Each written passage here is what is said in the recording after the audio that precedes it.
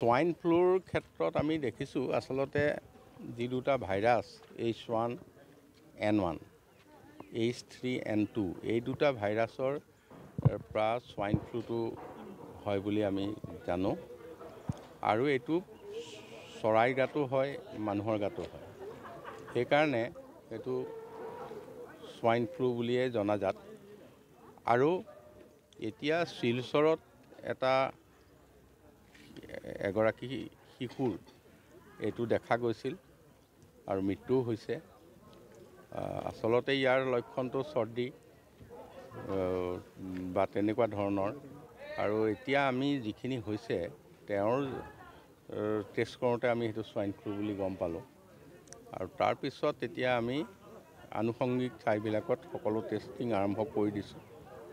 আৰু সেই ধৰণে যিখিনি ৰাইজৰ মাজত সজাগতা আনিব লাগে সেইখিনিও আনিছোঁ আৰু মেডিকেল কলেজবিলাককো সজাগ কৰি ৰাখিছোঁ আমাৰ মাইক্ৰ'বায়'লজি ডিপাৰ্টমেণ্টক এইটো বিশেষভাৱে দায়িত্ব দিয়া হৈছে এইবিলাক টেষ্টিঙৰ কথাত গতিকে এনেধৰণৰ চৰকাৰৰ পৰা ল'ব লগা যিখিনি প্ৰাৰম্ভিক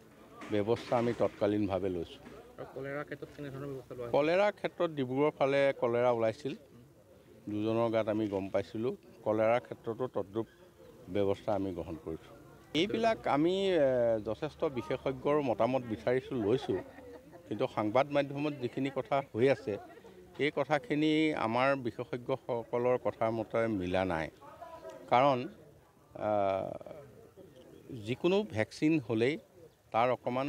ৰিয়েকশ্যন থাকিব পাৰে যিকোনো ভেকচিনৰ কিন্তু আমি যেতিয়া দেখিছোঁ আমাৰ প্ৰথমতে যিসকল হেল্থ ৱৰ্কাৰ ফ্ৰণ্ট লাইন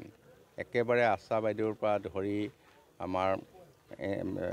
মানে যিসকল ANM তাৰপিছত GNM নাৰ্ছ ডক্তৰ সকলোৱে প্ৰথম লৈছিল ৰাইজক দিয়াৰ আগতে তেওঁলোকে লৈছিল যিহেতু তেওঁলোকে ৰাইজৰ ওচৰলৈ যাব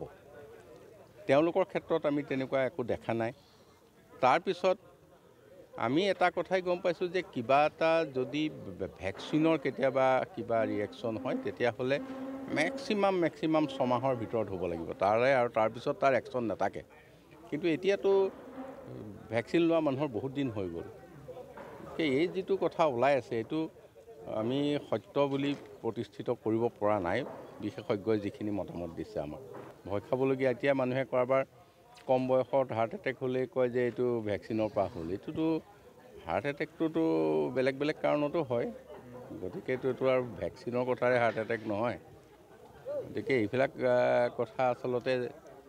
সংবাদ মাধ্যমত ওলাই আছে কিন্তু আমি যিখিনি ইয়াৰ মানে চাইণ্টিফিক এক্সপাৰ্ট তেওঁ